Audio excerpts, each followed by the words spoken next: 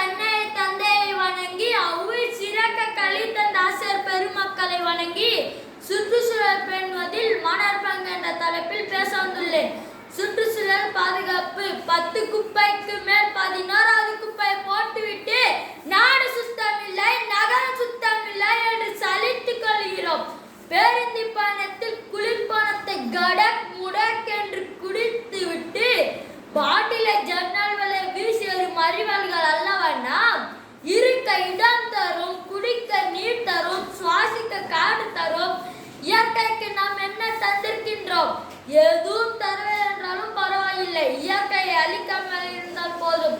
சுற்றுச்சூழல் தம்மையை பாதுகாத்துக் கொள்ளும். பூமாலை சூட வேண்டிய பூமி தாயின் மேனியில் குப்பைகளை கொண்டு அது காக்குகின்றோம்.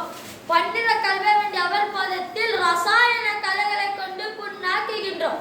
பூமி தான் தன் கண்ணீரை துடைக்கும் கைகளை தேடிக்கொண்டிருக்கின்றாள். அந்த கைகளாக நம்மை போன்ற மாணவர்கள் விளங்க வேண்டும் என்பதை என்னுடைய ஆசை. சுற்றுச்சூழலை மாசுபடுத்துகின்றோம் என்ற குற்றவுணர்ச்சி சிறிதும் இல்லாமல் தெருவில் குப்பைகளை போடுவதை மாணவர்களாகிய நாம் கைவிட வேண்டும். குப்பையே போடாதீர்கள் என்று சொல்லவில்லை, குப்பை தொட்டில் போடுங்கள் என்று நான் சொல்கிறேன். பிளாஸ்டிக் என்னும் நெறிதலுக்கும் பொருள்களாக நாம் மாற வேண்டும். இயற்கை உபாதை கழிக்க திறந்த வெளிகளை பயன்படுத்தாமல் கழிப்பறை பயன்படுத்துவதை நாம் கடைபிடிக்க வேண்டும். அடுத்து நம்முள்ள பெரிய கெட்ட பழக்கம் என்பது குப்பைகளை எரிப்பதுதான்.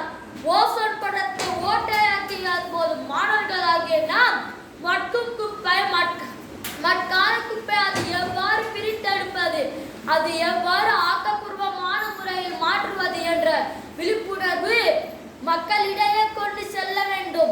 இந்த பூமியை அடுத்து வரும் தலைமுறைக்கு பத்திரமாக